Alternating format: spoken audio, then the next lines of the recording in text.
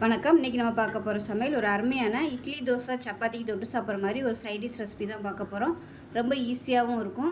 ஒரு 10 நிமிஷத்தில் செஞ்சு முடிச்சிடலாம். வாங்க எப்படி செய்யலாங்கிறத பார்க்கலாம். இப்போ ஒரு மிக்சி ஜார் எடுத்துக்கலாம். அரை கப் அளவுக்கு துருவன தேங்காய் சேர்த்துக்கலாம். இது கூடவே காஷ்மீரி மிளகாத்தூள் வந்து ஒரு அரை டேபிள் ஸ்பூன் சேர்த்துக்கலாம். 3 வரமிளகா சேர்த்துக்கலாம். அது கூடவே 2 டேபிள் ஸ்பூன் பொட்டுக்கடலை சேர்த்துக்கலாம். சின்னதாக 2 துண்டு பட்டை சேர்த்துக்கலாம். இது கூடவே குழம்புத்தூள் வந்து நல்லா ஒரு டேபிள் ஸ்பூன் சேர்த்துக்கலாம்.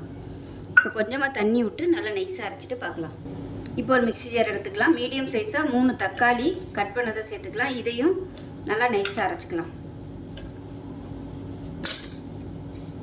இப்போ ஒரு குக்கர் எடுத்துக்கலாம். இப்போ தேவையான அளவுக்கு எண்ணெய் விட்டுக்கலாம்.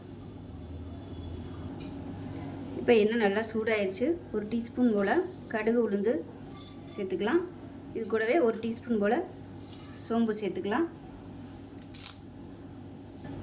கொஞ்சமாக ஒரு கொத்து கருவேப்பிலையில் சேர்த்துக்கலாம். இப்போ ஒரு கைப்பிடி அளவுக்கு பெரிய வெங்காயம் நீளமாக நறுக்குனதை சேர்த்துக்கலாம்.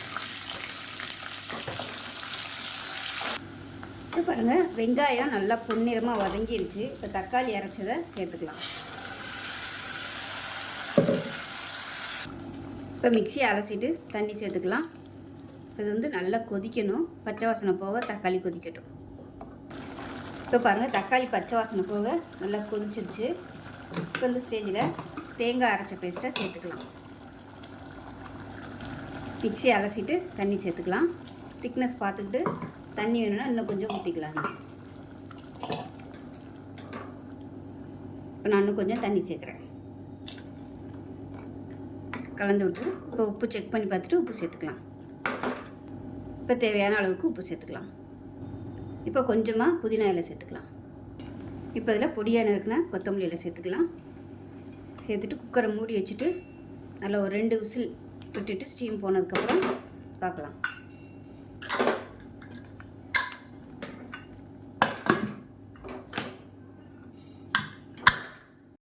இப்போ விசில் விட்டு ஸ்டீம்லாம் நல்லா இறங்கிருச்சு. எப்படி இருக்குன்னு பார்க்கலாம். பாருங்கள், சூப்பராக வந்துருச்சு. நல்ல ஃப்ளேவராக இருக்கும். சால்னா மாதிரியே இருக்கும். இட்லி, தோசை, சப்பாத்தி எல்லாத்துக்குமே அருமையாக இருக்கும். ஸோ செஞ்சு பாருங்கள். செஞ்சு பார்த்துட்டு எப்படி இருந்துச்சுங்கிறத சொல்லுங்கள்.